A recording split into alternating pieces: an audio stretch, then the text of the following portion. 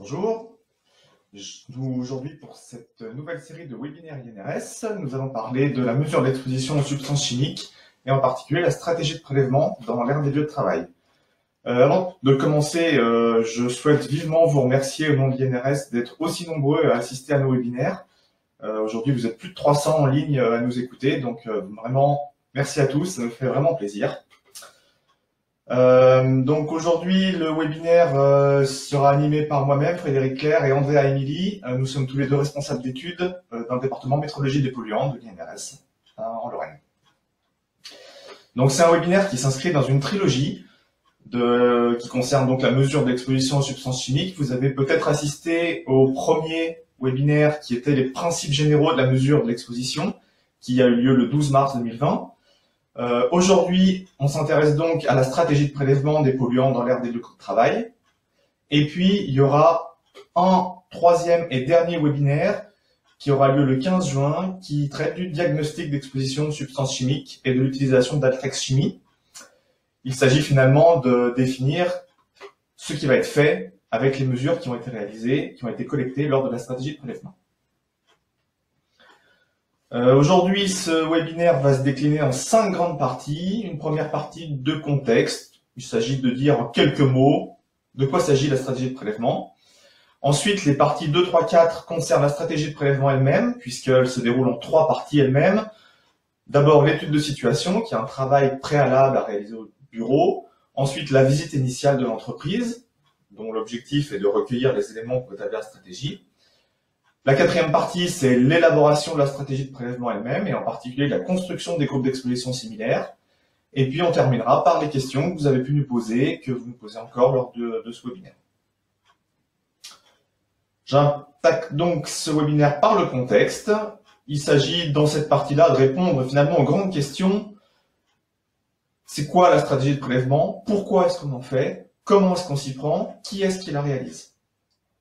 C'est une étape qui est extrêmement importante, puisque suite aux résultats de l'évaluation du risque chimique qui ont dû conduire à la rédaction d'un document unique d'évaluation des risques, le DUER, eh bien, on peut conclure à la nécessité, au constat plutôt, qu'il y ait une exposition professionnelle à des substances chimiques. Et donc, à partir de là, l'employeur ou les contraintes réglementaires peuvent faire qu'on doit réaliser des mesures. Des mesures doivent être faites dans l'entreprise. Donc l'évaluation de l'exposition, c'est ça, c'est réaliser des mesures, réaliser des prélèvements, et c'est une étape qui va arriver après l'évaluation du risque, puisque d'abord on évalue le risque et ensuite, en fonction des résultats d'évaluation, on va pouvoir déterminer s'il faut des mesures complémentaires ou non. Donc les grandes parties de l'évaluation de l'exposition, c'est donc l'établissement de la stratégie de prélèvement, la réalisation de cette campagne, puisque d'abord on planifie, ensuite on fait les mesures concrètement, on va sur le terrain pour collecter les échantillons. Ensuite, on va faire l'analyse de ces échantillons. En général, cette analyse va faire appel à un laboratoire spécialisé pour le faire. Ensuite, à partir des résultats obtenus, on va pouvoir rédiger des rapports et obtenir des conclusions sur le diagnostic d'exposition. Et in fine, les résultats obtenus pourront être éventuellement stockés dans une base de données. Il y a plusieurs bases de données en Europe qui récupèrent, et dans le monde en fait, qui récupèrent les mesures d'exposition. Donc nous en France, on a Colchic pour les mesures du réseau prévention, donc qui concerne l'INRS et les CARSAT. Et puis il y a surtout peut-être la base Scola qui s'adresse aux laboratoires accrédités, et puis toutes les mesures qui sont faites dans un cadre réglementaire qui sont stockées dans la base de Scola. Pourquoi donc fait-on une stratégie de prélèvement? Pourquoi c'est important? Parce que l'exposition, la quantité de substances, la concentration à laquelle les opérateurs peuvent être exposés durant leur temps de travail, cette exposition varie, elle varie parfois beaucoup dans le temps, c'est-à-dire d'un jour à l'autre, d'une saison à l'autre, d'une semaine à l'autre. Il va y avoir des variations qui peuvent être parfois très importantes, et aussi dans l'espace. C'est-à-dire dans l'espace, en fonction en particulier de l'éloignement par rapport à la source d'émission. On va avoir une concentration dans l'air qui va pouvoir être très très différente, c'est assez raisonnable. Et si on voulait avoir une évaluation de l'exposition qui soit vraiment fiable, il faudrait pouvoir mesurer, prendre des mesures d'exposition, des mesures de concentration sur l'ensemble des opérateurs, sur des journées complètes, depuis le début de poste jusqu'à la fin du poste, et tout au long de l'année. Mais naturellement, c'est pas possible de faire ça, puisque ce serait beaucoup trop complexe à mettre en œuvre, à l'heure actuelle en tout cas, beaucoup trop cher. Donc, il y a besoin d'employer une stratégie de prélèvement. Cette stratégie de prélèvement, elle vise à limiter le nombre de prélèvements qui va être réalisé, donc pas tous, mais limiter ce nombre de prélèvements tout en gardant une bonne représentativité. C'est-à-dire, il faut que le nombre inférieur de prélèvements qui a été réalisé reste représentatif, reste correct par rapport à l'ensemble de la population des travailleurs, des salariés, des opérateurs qui sont dans l'entreprise. Donc il faut opérer une balance entre le nombre de prélèvements à réduire et pour autant faire suffisamment de prélèvements pour qu'on puisse tirer une conclusion à partir des mesures qui ont été réalisées. Comment on s'y prend pour faire ça? Alors, dans ce webinaire, on s'est appuyé beaucoup sur des documents. Il y a une documentation qui est très riche sur la stratégie de prélèvement. Elle est très riche au niveau international. C'est les deux petites images que je viens d'afficher ici. En particulier, un gros livre qui est édité par l'AIHA, qui est l'association des hygiénistes industriels américains. Et puis, d'autre part, il y a un guide qui est édité par le BOHS et puis l'organisme équivalent des Pays-Bas, donc le BOHS c'est en Grande-Bretagne et Pays-Bas, qui sont des documents internationaux qui décrivent comment on réalise une stratégie de prélèvement et comment est-ce qu'on va réaliser un diagnostic d'exposition. Il y a les deux parties qui sont conjointes. Donc ça c'est au niveau international. Après, au niveau France et européen, on a également une documentation riche. Et nous, on a repris cette documentation à l'INRS qui est présentée dans le guide métropole. Donc, ce guide métropole, il est accessible en suivant l'adresse qui est inscrite sur votre écran actuellement. Vous retrouverez ces adresses. Ce webinaire sera mis en ligne, donc vous pourrez retrouver cette adresse assez facilement, puis c'est sur le site de l'INRS. Alors, nous, dans ce guide métropole, eh bien, on s'est également appuyé sur une documentation, celle qui nous concerne, en France, et en particulier cet arrêté, un arrêté du 15 décembre 2009 et en particulier son annexe 1. Alors ici, j'ai mis un logigramme que certainement pas mal d'entre vous connaissent, qui est repris dans l'annexe. Alors je vous invite à pas trop vous attarder sur ce logigramme-là. Ce que je veux vous dire ici, c'est que dans cette partie, dans cette annexe, on décrit la visite, on décrit la stratégie de prélèvement. Et en fait, elle est décrite juste dans cette partie-là du logigramme, où on parle de réaliser une visite préalable de l'établissement contrôlé et puis de la constitution de GEH. Alors, les GEH, en 2009, on parlait de groupes d'exposition homogènes. On va plutôt parler maintenant de GES, groupe d'exposition similaire, parce que la notion d'homogénéité dans un groupe d'exposition est une notion un petit peu plus forte qu'une notion de GES, et on détaillera ça en fait dans la suite. Mais en tout cas, on va plutôt parler de GES maintenant. Donc voilà, un document sur lequel on va beaucoup s'appuyer dans ce webinaire, cet arrêté du 15 décembre 2009 au niveau français. Et d'autre part, on va également s'appuyer sur un document européen qui est la norme EN 689 dans sa version de 2018, puisqu'il a été révisé en 2018, où là on retrouve le même type de logigramme que celui qu'on avait dans le décret. Alors, on voit qu'il est un petit peu plus détaillé et justement, la partie stratégie est un peu plus détaillée puisqu'elle concerne cet ensemble de blocs ici. Et on va retrouver les différentes parties qu'on va aborder dans ce webinaire, à savoir la caractérisation préalable, le travail de bureau qui se fait avant la visite initiale et ensuite la constitution des GES et de la procédure de mesure. Donc ça, c'est des parties qu'on va retrouver ici dans cette norme N189. Qui est du coup très très proche de l'arrêté et qui est évidemment en accord avec ce qu'on va présenter dans le cadre de ce webinaire. Enfin, qui est-ce qui va réaliser cette stratégie de prélèvement? Alors, ça va pouvoir être un laboratoire de contrôle, ça va pouvoir être un service qualité, hygiène, sécurité, environnement interne à l'entreprise, un service de santé au travail, un consultant, et en tout cas, ça va plutôt être un expert en risque chimique qui va s'occuper de cette partie stratégie, parce que ça nécessite quand même un travail important, parfois complexe, qui peut être lourd, qui nécessite des compétences. C'est pas l'entreprise elle-même sans compétences qui va se lancer dans une stratégie de prélèvement. Donc, la démarche générale qu'on va suivre dans le cadre de ce webinaire, dans les 3 parties qui vont arriver. Premièrement, l'étude de situation, à savoir quel document on va réceptionner avant d'aller dans l'entreprise, comment est-ce qu'on va en faire une synthèse, quelles informations vont être collectées. Cette étude de situation va servir à préparer la visite initiale. Et lors de cette visite initiale, on va donc faire le tour de l'entreprise, observer les postes de travail, échanger, discuter avec les opérateurs, discuter avec le responsable d'établissement et finalement compléter l'étude de situation, compléter les documents qu'on a pu recevoir au préalable et identifier tous les facteurs qui vont influencer la variabilité de l'exposition.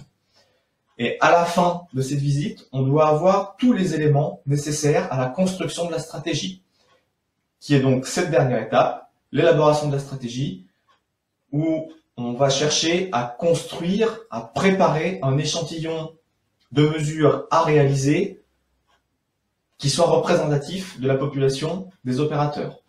Donc il s'agit de constituer des groupes d'exposition similaires à partir des éléments qu'on a pu retrouver, d'organiser les mesures par rapport aux contraintes qu'on peut avoir dans l'entreprise, le nombre de pompes, l'organisation du travail, il peut y avoir tout un tas de contraintes, et au final aboutir sur un plan d'échantillonnage, aboutir sur le plan de stratégie. Et donc je vais maintenant passer la parole à Andrea pour l'étude de situation. Merci Frédéric et bonjour à tous. Je suis André Emili, je suis responsable d'études au département de métrologie des polluants de l'INRS. Et maintenant, on va regarder ensemble comment réaliser l'étude de situation, qui avec la visite initiale de l'entreprise constitue la phase de caractérisation préalable à l'élaboration d'une stratégie de prélèvement.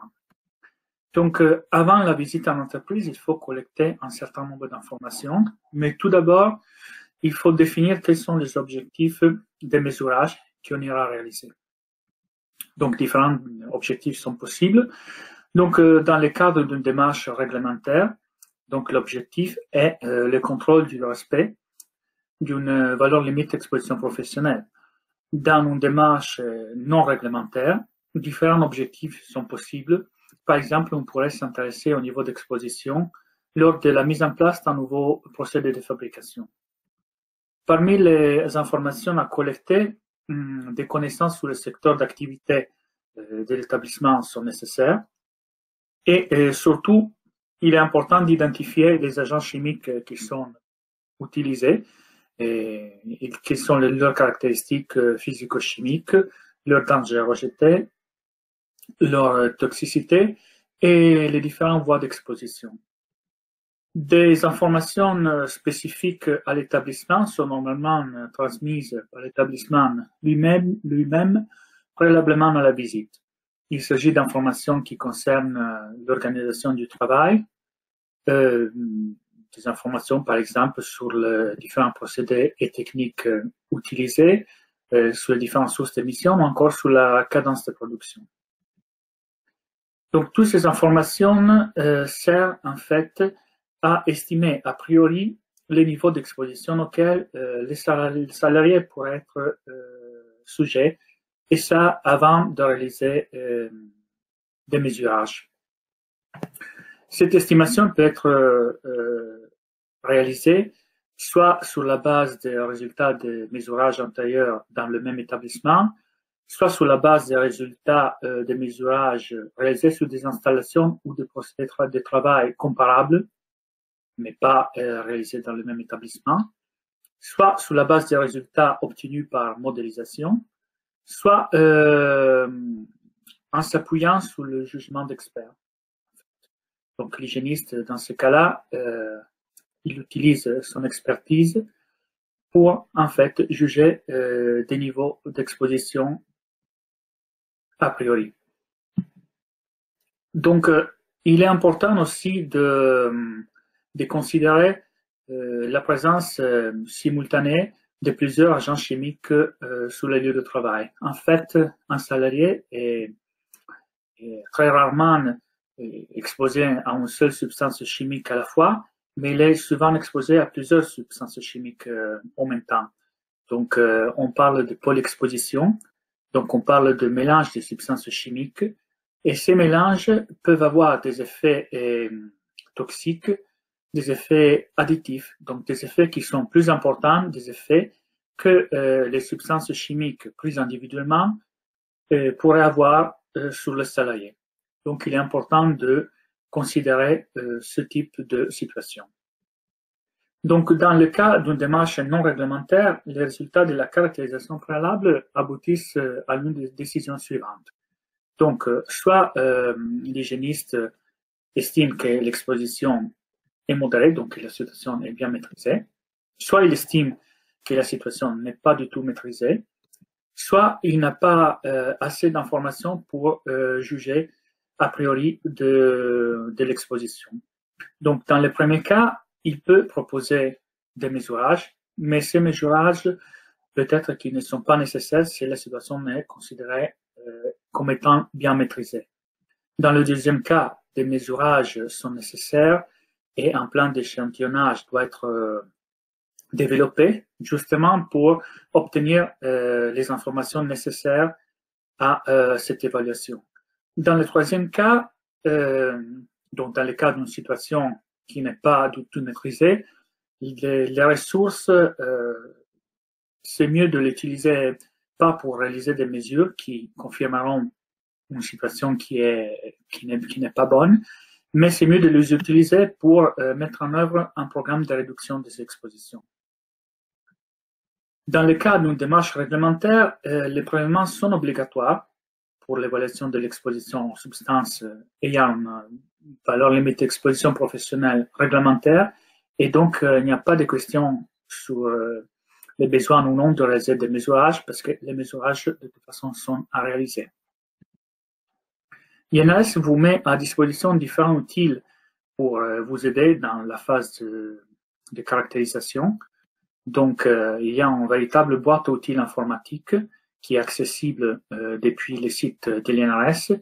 Donc, vous avez la possibilité, avec les bases de données Solvex, Fibrex et Scolamiante, d'obtenir des informations sur le niveau d'exposition à différentes substances chimiques en France. Vous avez la possibilité de télécharger le logiciel CRICH pour l'évaluation du risque chimique. Vous pouvez aussi utiliser Altrex Chimie, qui est une application web qui vient de sortir dans sa nouvelle version et qui vous permet aussi de réaliser un diagnostic de respect d'une valeur limite d'exposition professionnelle. Et vous avez aussi la possibilité d'évaluer les situations de polyexposition avec l'outil MIXI-France. Vous pouvez aussi accéder à différentes sources d'informations en ligne ou pas en ligne.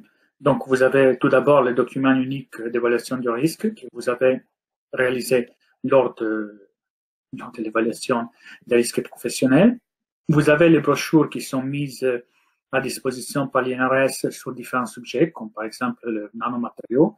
Vous avez les fiches d'aide au repérage qui sont éditées par les CARSAT sur les substances CNR dans différents secteurs d'activité. Vous avez aussi toute la littérature scientifique internationale et aussi en langue française. Et par exemple, l'INRS publie la revue Hygiène et sécurité du travail, où vous pouvez trouver différents articles d'intérêt. Et vous pouvez aussi accéder aux résultats de l'enquête SUMER, donc la surveillance médicale des expositions au risque professionnel, qui vous permet en fait, par secteur d'activité ou par métier ou par substance chimique, d'évaluer plus ou moins le nombre de salariés potentiellement exposés. Et avec ça, je passe la parole à Frédéric, qui va maintenant vous parler de la visite initiale de l'entreprise. Merci Andrea. Je reprends la parole pour la visite initiale.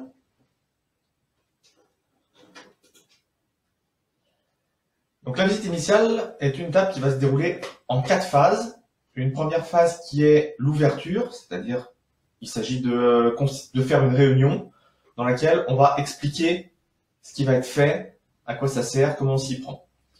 Ensuite, une deuxième phase de documentation où on va récupérer les documents qui pouvaient éventuellement manquer ou des documents complémentaires qu'on aurait identifiés lors des réunions d'ouverture. Alors là, on met une petite flèche d'aller-retour entre ces deux phases parce que il peut se passer plusieurs échanges, plusieurs consultations de documents entre les deux. Troisième phase, ça va être la visite à proprement parler, où on va faire le tour de l'entreprise, le tour des postes de travail afin de voir comment ça fonctionne finalement. Et puis une dernière phase qui est une dernière réunion de débriefing pour s'assurer que tout le monde est bien d'accord sur ce qui a été vu, ce qui a été noté et ce qui va être fait. Donc si j'entre un peu dans les détails, la réunion d'ouverture, il s'agit très clairement en particulier de préciser les objectifs. Parce que lors d'une stratégie de prélèvement, on va donc collecter des mesures, encore une fois, qui est une opération qui peut s'avérer complexe et longue. Donc il faut que tout le monde soit bien d'accord sur ce qui va être recherché, ce qu'on veut. Et dans ce cadre de précision des objectifs, eh bien, il s'agit aussi d'expliquer l'étude de situation, d'expliquer ce qui a été fait, ce qu'on a trouvé, et puis ce qui va être fait. Sur la phase de documentation, c'est relativement simple, hein, il s'agit de combler les manques qui auraient pu être identifiés lors de l'étude de situation, ou bien de compléter grâce à de la nouvelle documentation qui aurait pu être identifiée lors de cette réunion d'ouverture. La grosse partie, ça va être la visite initiale de l'entreprise. Le point important de cette visite initiale, c'est le tout premier qui est écrit en haut de cette diapositive, qui est de ne pas se laisser guider passivement. C'est l'image que vous voyez sur la droite de l'enfant qui tient une main d'adulte. C'est pas le but. Le préventeur, l'hygiéniste du travail, doit guider lui-même la visite. Il ne doit pas se laisser emmener par le responsable d'établissement, par le responsable HSE, qui connaît tellement bien son entreprise qu'il va peut-être dire les choses d'une manière trop proche de l'entreprise. Et donc, il est important que l'hygiéniste extérieur puisse avoir son propre regard neuf sur le fonctionnement. Donc, en règle générale, on conseille de réaliser cette visite dans le sens de la fabrication, c'est-à-dire on commence par constater les produits entrants, on suit tout le processus de transformation des produits qui est réalisé dans l'entreprise, en passant par tous les différents postes de travail, jusqu'aux produits terminés. Donc dans le sens de la fabrication, mais après, ce qui n'exclut pas de prendre en considération les tâches de soutien. Alors le soutien vraiment au sens large, puisqu'on inclut par exemple dans cette partie-là, quand je dis soutien, je veux dire maintenance, nettoyage, le stockage, la R&D, donc c'est vraiment au sens très large. Hein. C'est tout ce qui n'est pas la fabrication qui doit aussi faire l'objet d'analyse et faire l'objet de l'élaboration de la stratégie. Le but de cette visite initiale, c'est d'identifier tous les facteurs de danger, tous les facteurs d'exposition et de les trier par ordre d'importance, d'identifier bien ce qui va venir influencer la stratégie, qui va venir influencer l'exposition et donc qui doit être pris en compte lors de l'élaboration de la stratégie. Pour les chantiers, eh bien, on peut par exemple considérer l'ordre des tâches, définir un chantier typique, voir voilà, on commence par ci, par ça, etc. Donc ça peut être une manière de faire pour les chantiers ou alors de considérer par métier aussi, par les chantiers, c'est possible. Et on vous encourage aussi à utiliser des typologies précises pour chaque facteur de variabilité de l'exposition qui va être identifié. Donc les utilisateurs de Serish vont reconnaître les petits pictogrammes qui sont en dessous. Si on parle par exemple d'un procédé qui va être associé à une tâche de fabrication, on va avoir, on propose en tout cas de le séparer en 4 grandes familles de procédés. Par exemple, un procédé clos qui va être entièrement fermé, dans lequel l'opérateur ne va pas être exposé à la substance. Un procédé clos, mais qu'on va ouvrir régulièrement, par exemple pour un contrôle qualité, pour un prélèvement, pour une vérification quelconque, où là, il va y avoir un petit peu plus d'exposition pour le travailleur. L'étape supérieure, ça va être le procédé ouvert, c'est-à-dire un mélangeur, tel qui est dans le pictogramme qui est ici, où là, l'opérateur, clairement, va être encore plus exposé. Et la forme la plus exposante de procédé va être le procédé dispersif, où dans cet exemple-là, on a un opérateur qui va vider un sac de matière en poudre, sans doute, ou alors de la pulvérisation avec un appareil haute pression, qui peut être un procédé dispersif aussi. Et donc, on a ce type de typologie précise qui sont définis pour un nombre de facteurs assez grands, tels qu'ils sont définis dans CERICH par exemple, donc pour les mesures de protection, pour la ventilation, pour le captage. Donc on peut utiliser ce genre de choses, appuyez-vous sur les outils qui sont à la disposition. Donc une fois que cette visite initiale est terminée, on a identifié les différents postes de travail, on sait comment fonctionne l'entreprise finalement, eh bien le but, l'étape suivante plutôt va être de faire une réunion de débriefing pour s'assurer que tout le monde a bien compris, qu'on est bien sur la même longueur d'onde, qu'il n'y a pas eu d'écart entre ce qu'on a vu et puis ce qui a été reporté, de faire une synthèse de tous les éléments collectés. Et à la suite de cette visite initiale, on doit disposer de tous les éléments qui vont permettre de définir la stratégie en tant que telle. Et pour la suite, l'élaboration de la stratégie de prélèvement, je repasse la parole à Andrea. À ton tour. Merci Frédéric. Dans les prochains slides, on va donc regarder ensemble l'élaboration de la stratégie de prélèvement. Donc, dans la phase de caractérisation préalable, on a pu collecter un certain nombre d'informations lors de l'étude de situation et sur le terrain lors de la visite d'établissement. Maintenant, on est en capacité, avec toutes ces informations, de synthétiser nos connaissances et construire sur cette base la stratégie de prélèvement. Et au cœur de la stratégie de prélèvement, il y a le concept de groupes d'exposition similaires. Je vous rappelle que l'objectif de la stratégie est en fait d'obtenir un échantillon qui soit représentatif de l'exposition des travailleurs des substances chimiques. Parce qu'il n'est pas possible de mesurer l'exposition de tous les travailleurs pendant tous les jours de l'année. Et pour ce faire, donc, des groupes d'exposition similaires sont constitués. Un groupe d'exposition similaire est défini comme un groupe de travailleurs qui a le même profil général d'exposition à une ou plusieurs substances chimiques en raison de plusieurs facteurs, par exemple de la similitude des fréquences des tâches exécutées, ou des matériaux et des procédés qui sont utilisés, ou encore de la façon de réaliser ces tâches. On peut bien imaginer qu'à l'intérieur d'un même établissement, plusieurs groupes d'exposition similaires peuvent être identifiés, même pour des travailleurs qui a priori ne sont pas directement exposés à des substances chimiques parce que, par exemple, ils travaillent dans des services de support, comme par exemple l'administration. L'hypothèse de base est que l'exposition aux substances chimiques est du même ordre de grandeur pour tous les travailleurs d'un GES. Mais à l'intérieur d'un GES, il y a une certaine variabilité de l'exposition. Et cette variabilité est le résultat de deux types de variabilité. Une variabilité intra-travailleur, qui est la variabilité relative au même travailleur, et qui varie en fait d'un poste à l'autre, d'un jour à l'autre, et liée à la variabilité de la cadence de production, par exemple, ou aux conditions de travail. Et il y a un deuxième type de variabilité qu'on appelle intertravailleur, qui est la variabilité d'un travailleur à l'autre, et qui est liée aux différents modes de travail, aux différents équipements utilisés par les différents travailleurs. Donc, en raison de cette variabilité, l'hypothèse d'homogénéité d'un groupe d'exposition similaire doit être vérifiée a posteriori par le biais d'une analyse statistique qui est faite à partir des résultats des mesurages, par exemple une analyse de la variance qui va confirmer l'effective homogénéité du groupe. Maintenant, on va voir quelles sont les 6 étapes pour la constitution d'un GES. Donc, la première étape, qu'on peut appeler cartographie de l'établissement, consiste à identifier les procédés, les tâches et les équipements de protection sur les lieux de travail. Donc, associer, du coup, les différentes tâches aux différents procédés. La deuxième étape consiste à associer les différents agents chimiques aux différentes tâches. Donc, plusieurs agents chimiques peuvent être associés à une même tâche. La troisième étape consiste à lister les différents métiers de l'entreprise. Dans ce cas-là, on a identifié 4 différents métiers. Et la quatrième étape consiste à associer maintenant les différents métiers aux différentes tâches. Donc, sur cette base-là, la 5e étape permet de constituer le GES à partir de ces associations entre tâches, métiers et substances.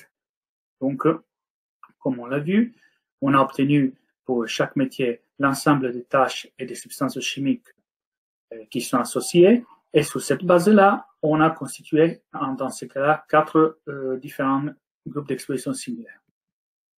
La 6e étape consiste aussi à prendre en considération des informations spécifiques, comme par exemple le fait qu'un travail soit posté, ou qu'il s'agit de tâches de maintenance, ou par exemple des nettoyages des locaux, qui peuvent aller modifier les groupes qu'on a constitués.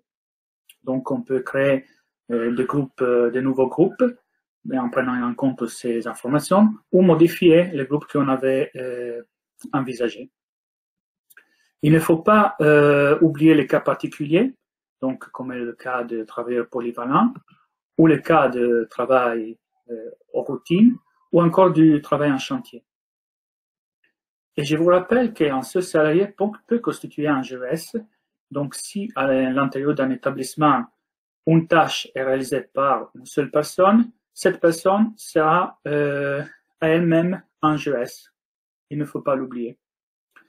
Donc, les GES sont étudiés de façon indépendante les uns des autres, et les résultats de l'analyse d'un GES s'appliquent à l'ensemble des opérateurs qui le constituent. C'est un peu le but de constituer un GES.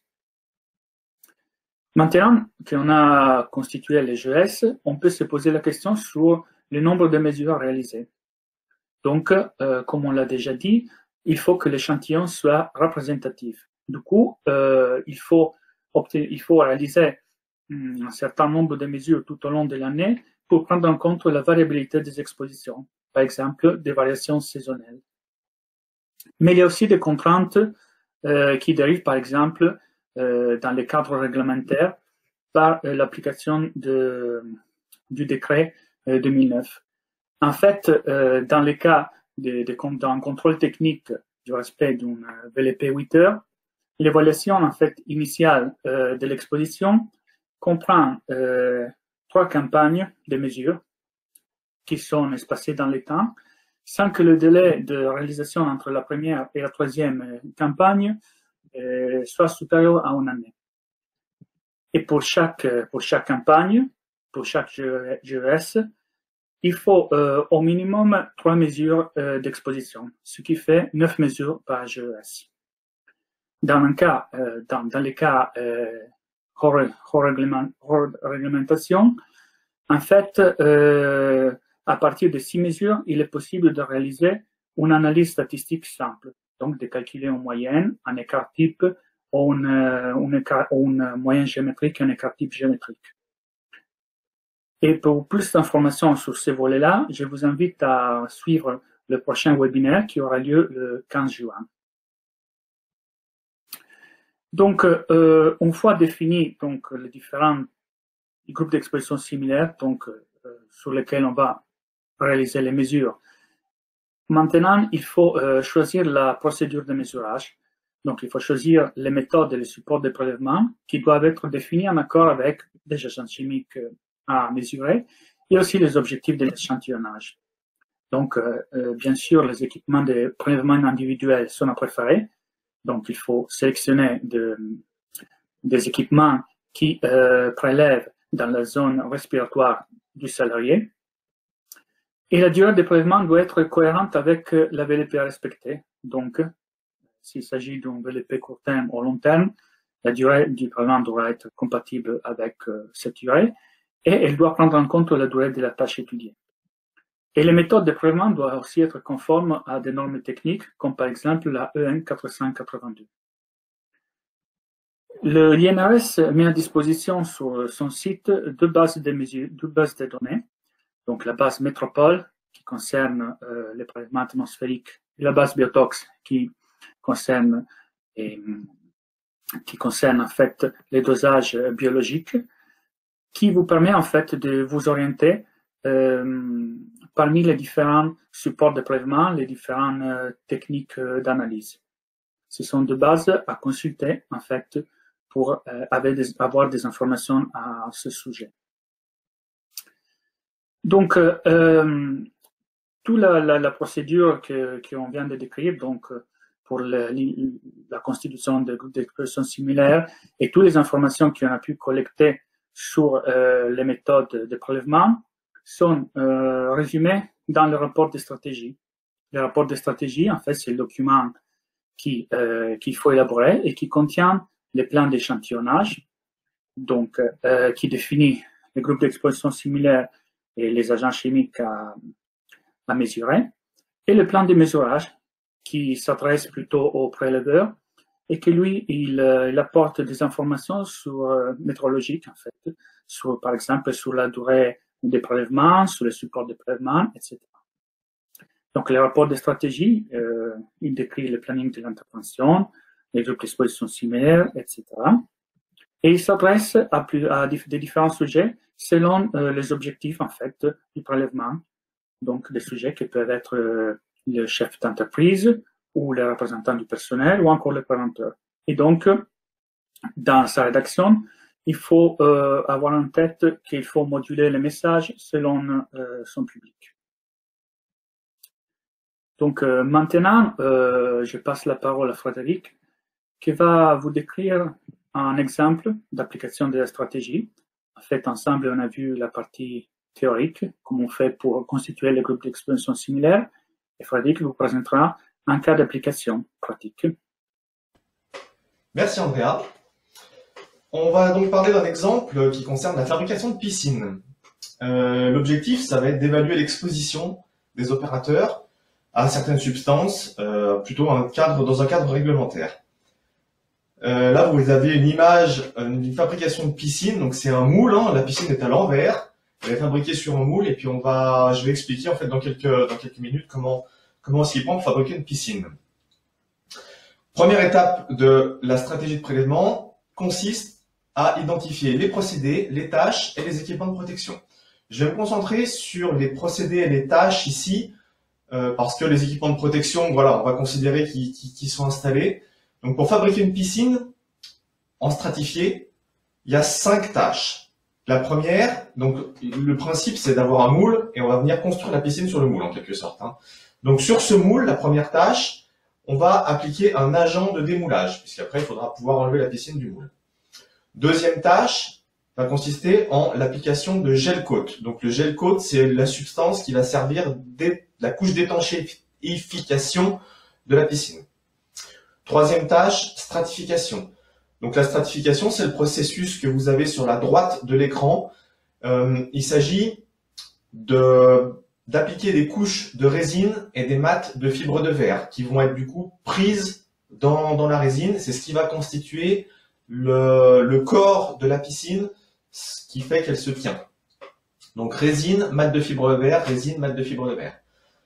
C'est la tâche 3 de stratification. La tâche 4, c'est une tâche de renfort, c'est-à-dire que la piscine, dans l'état où elle va être là après la stratification, elle va rester un petit peu flexible et ça on ne veut pas. Donc on va venir appliquer des renforts à des endroits stratégiques sur la piscine. Donc ça peut être des renforts qui vont être en plastique ou des renforts qui vont être en stratifié aussi, qui vont venir se rajouter. Et puis la dernière tâche, numéro 5, la tâche de finition, où il va s'agir de retirer les bavures, de faire les trous dans la piscine pour les apports d'eau et le recyclage de l'eau, etc. Deuxième étape de la stratégie de prélèvement, une fois qu'on a identifié les procédés, les tâches et les équipements de protection, il va s'agir d'associer les agents chimiques aux tâches. Pour cet exemple, on ne va pas s'intéresser à toutes les substances de toutes les tâches parce que ça va être beaucoup trop compliqué et beaucoup trop long. On va laisser tomber en réalité la première tâche qui est l'agent de démoulage. On va se concentrer sur les suivantes et sur uniquement des agents chimiques emblématiques en quelque sorte de la fabrication de piscine. Donc pour le gel coat, on va s'intéresser au styrène et à l'acétone. Le styrène est un solvant qui est utilisé dans le gel coat et l'acétone est un solvant de nettoyage qui est utilisé pour les outils, pour toutes les parties qui peuvent être en trop dans la piscine. Ensuite, à l'étape 3 de stratification, on va également trouver les mêmes agents chimiques, styrène et acétone, pour les mêmes raisons. Le styrène est également un solvant utilisé dans les résines, et l'acétone est aussi le solvant utilisé pour le nettoyage de nettoyage des outils, nettoyage des pièces. Concernant les renforts, donc là, les renforts, on va s'intéresser aux poussières inhalables, parce que à la partie renfort, la piscine a séché, la phase de stratification est terminée. Il va plutôt s'agir de faire des trous dans la piscine, de fixer des pièces sur cette piscine qui est donc à l'envers, et donc il va y avoir émission de poussière inhalable. Et de la même manière, pour la tâche de finition, on va avoir des poussières inhalables, puisqu'il va s'agir de passer, de poncer, de passer de la meuleuse, de faire des trous également. Donc là, c'est les substances auxquelles on va s'intéresser. Donc on a dans cette stratégie 3 substances, 3 agents chimiques qui vont être étudiés, styrène, acétone et poussière inhalable. Donc on a notre étape 1, procédé, tâche, équipement de protection. On a notre étape 2, on a associé les agents chimiques aux tâches. Étape 3, on va lister les métiers. Quels sont les métiers d'entreprise? Il y en a 2 dans cet exemple. Le métier de gel coater, c'est un métier spécifique dont la tâche est l'application du gel coat, on va le voir. Et puis le métier de technicien spécialisé qui va être amené à réaliser les 3 autres tâches de manière indifférente. Et donc j'en arrive à l'étape 4 qui consiste à associer les métiers aux tâches. Donc là, comme je viens de le dire, c'est relativement simple pour rester dans un exemple qui soit suffisamment court et suffisamment explicite pour ce webinaire. Le métier gel coater va être associé à la tâche 2, l'application du gel coat, et le métier technicien spécialisé va être associé aux 3 tâches suivantes de stratification, de renfort et de finition. Dernière étape, une fois qu'on a réalisé ces 4 étapes-là, eh bien, il va s'agir de constituer les groupes d'exposition similaires. Donc là, encore une fois, on a fait relativement simple. On a un premier groupe d'exposition similaire qui est le métier gel coater pour la tâche d'application du gel coat, qui va être considéré comme étant assez spécifique et donc constituer un GES à lui seul. Et d'autre part, un deuxième GES qui va être le GES consacré aux techniciens spécialisés qui font les 3 tâches suivantes, la stratification, le renfort et les finitions. Et puis, on peut effectivement s'intéresser ensuite au complément de sa stratégie de prélèvement. Et dans ce cas particulier, et donc de manière générale, d'abord, les compléments vont être laissés à l'appréciation de la personne qui fait la stratégie. C'est-à-dire, il va devoir se dire qu'est-ce qui peut arriver en plus qui va venir influencer les expositions dans cette situation. Alors ici, pour la fabrication de piscine, je vous donne un exemple de complément d'information qui va pouvoir être important, c'est la saison. Parce que, évidemment, dans la fabrication de piscine, il y a une saisonnalité. On fabrique moins de piscines en hiver qu'on en fabrique plutôt au printemps, puisqu'elles vont être plutôt installées pendant l'été en général. Donc, il y a clairement une saisonnalité avec une cadence de production, un rythme de production qui va être différent en fonction des saisons. Et ça doit être un élément qui doit être pris en considération dans cet exemple-là, puisqu'on va plus travailler, il va probablement y avoir peut-être plus de monde impliqué dans la fabrication, peut-être plus de postes de travail, peut-être différentes possibilités, mais en tout cas, une saisonnalité dans la fabrication. Pour mettre en œuvre cette méthodologie que vous venez de voir et mettre en œuvre cet exemple, je vous mets une copie d'écran du logiciel Altrex Chimie qui permet de dérouler cette méthode pour la constitution des GES, donc en plusieurs étapes. D'abord, on construit la cartographie de l'entreprise, donc c'est l'image que vous avez ici, et l'exemple qui est fourni dans Altrex Chimie concerne justement cette fabrication de piscine. Donc si vous voulez plus de détails, vous pouvez aller voir. Le Altrex Chimie est disponible en ligne sur le site de l'INRS. L'adresse c'est altrex.inrs.fr. Je passe donc à la conclusion. Comme vous l'avez vu, la stratégie de prélèvement peut être une étape complexe et coûteuse en temps, coûteuse en ressources. C'est pas quelque chose dans lequel on va se lancer les yeux fermés et sans avoir une bonne préparation. C'est important d'avoir ça en tête. C'est pas une étape facile, la stratégie de prélèvement et le diagnostic qui va arriver derrière. Un point vraiment important de la stratégie de prélèvement qui se prépare en amont, c'est de définir les objectifs. À quoi ça sert de faire ces mesures? qu'est-ce qu'on en attend, qu'est-ce qu'on veut obtenir. Ça, c'est vraiment un point fondamental. Il y a des situations dans lesquelles les objectifs sont simples.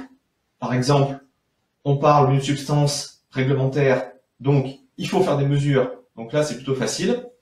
Après, il peut y avoir d'autres objectifs. Mesurer l'émissivité d'un procédé, mesurer la qualité d'une ventilation. Il peut y avoir plein d'objectifs pour la réalisation des mesures. Et du moment qu'on fait des mesures, il faut faire une stratégie. Donc, il faut bien être au clair sur la définition des objectifs.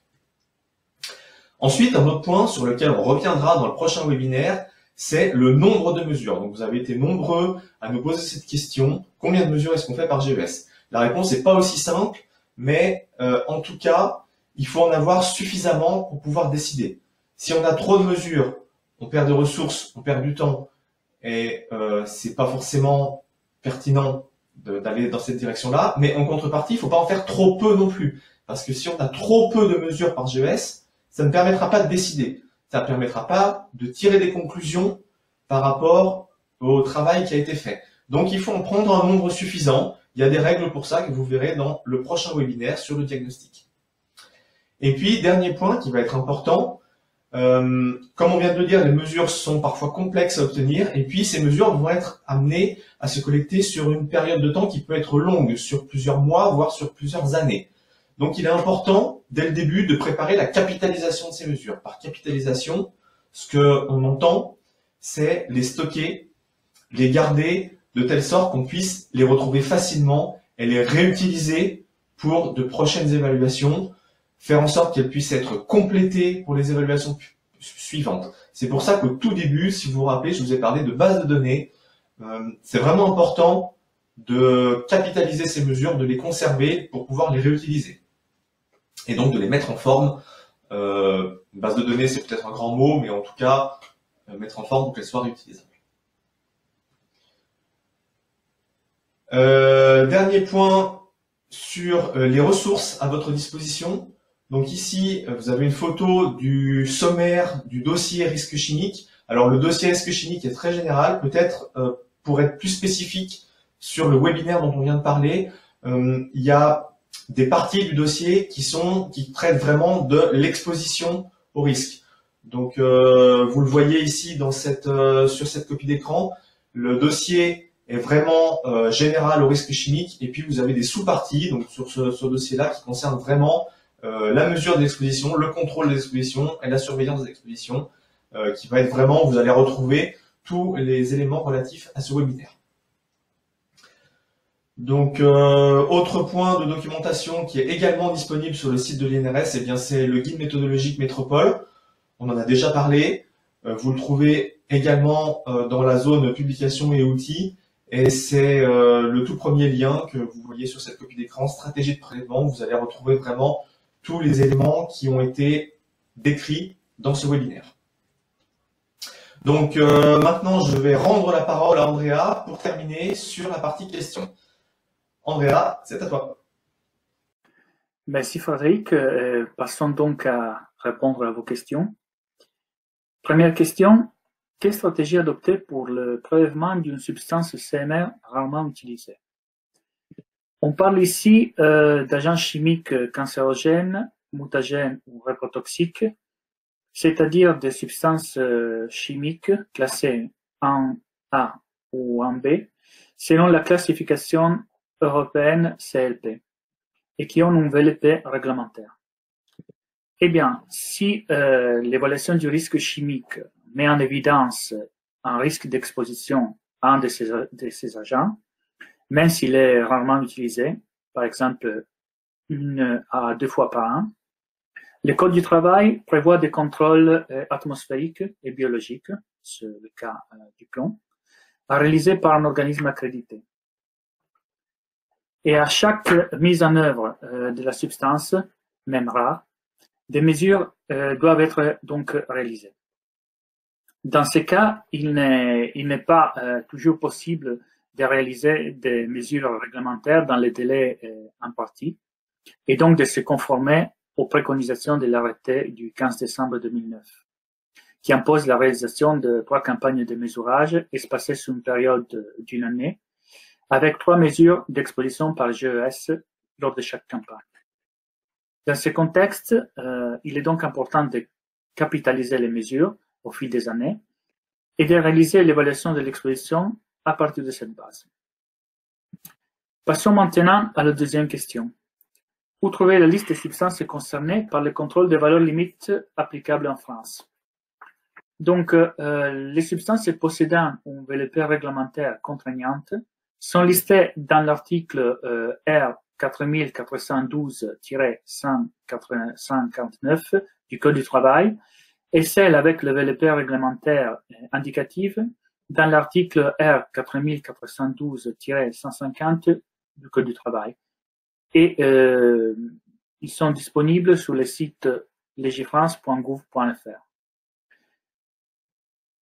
L'INRS met également à disposition la liste des substances avec des VLP réglementaires et non réglementaires sous forme d'un fichier Excel qui est régulièrement mis à jour. Et ce fichier, qui est appelé outil 65, remplace l'aide-mémoire technique ED 984 et il est disponible pour être téléchargé sur le site de l'INRS à l'adresse qui est affichée à l'écran. Et vous pouvez aussi retrouver plus d'informations dans le webinaire généraliste sur le risque chimique qui a été présenté le 12 mars 2020 et qui, comme Frédéric l'a dit au début du webinaire, il est disponible sur le site de l'INRS et aussi sur la chaîne YouTube de l'Institut. Enfin, sur le site de l'ANSES, il est aussi possible de consulter les rapports d'expertise qui ont été réalisés en vue de la fixation de VLP. Donc, la dernière question à laquelle on va répondre est la suivante. Comment réaliser les prélèvements pour des tâches de chantier ou des activités très variables? Donc, ces situations sont plus délicates à traiter et nécessitent une approche particulière. Donc, dans ces deux cas, on préconise d'utiliser une approche par tâche, en s'inspirant de la méthodologie d'échantillonnage employée pour l'estimation des niveaux d'empoussièrement des processus amiantes. Donc, dans la pratique, l'exposition aux substances chimiques est évaluée tâche par tâche en tenant compte de leur durée. Et mise bout à bout, ces tâches permettent de dessiner un profil d'exposition du poste de travail par chaque salarié sur la base de leur activité journalière. Donc, en fait, comme vous spécifiez dans le schéma à l'écran, pour chaque tâche identifiée, on peut calculer, en fait, les produits entre sa durée et son niveau d'exposition mesuré. Et la somme de ces produits, divisée par la durée du poste de travail, nous donne une évaluation de l'exposition journalière pondérée. Je vous remercie pour ces questions qui ont permis d'approfondir certains aspects abordés lors de la présentation. Et je vous invite, si vous avez besoin d'informations supplémentaires, à vous rendre sur le site de l'INRS, où vous pourrez découvrir l'ensemble de nos supports sur le sujet du risque chimique et poser directement vos questions par notre service d'assistance. Nous vous remercions de votre participation à ce webinaire et nous vous rappelons que le troisième et dernier webinaire de cette série et qui porte sur les diagnostics d'exposition aux substances chimiques et sur l'utilisation du logiciel Altrex Chimie aura lieu le 15 juin. Le replay de ce webinaire sera disponible dans les jours qui viennent sur le site de l'INRS ainsi que sur la chaîne YouTube de l'Institut. Nous vous souhaitons une bonne fin de journée. Merci à vous.